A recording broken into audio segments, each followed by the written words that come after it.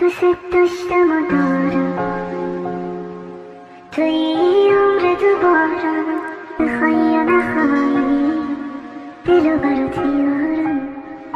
اینو گفتم و میگم بدون تو هم میمیرم. تو که نیستی من از کی سراغ تو بگیرم. دارم دلو برات میارم. دلو برات میارم. بخوای یا نخوای دلو برات میارم. Ben seni ilk gördüğüm an sevdim.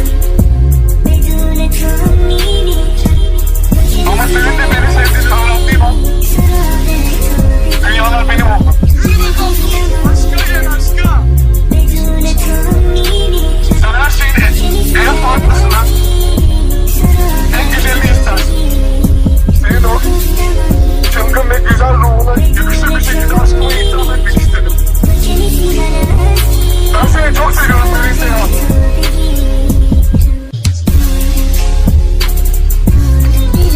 Aşığım sana.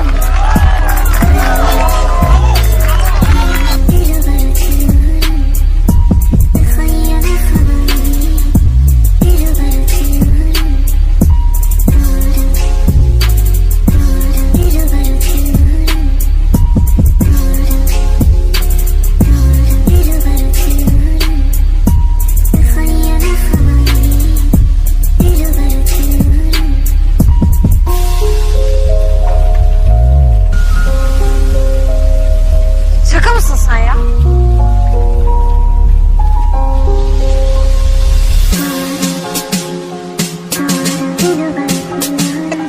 Tamam, benim seninle işim olmaz. Recane'ye bakar mısın? Hı?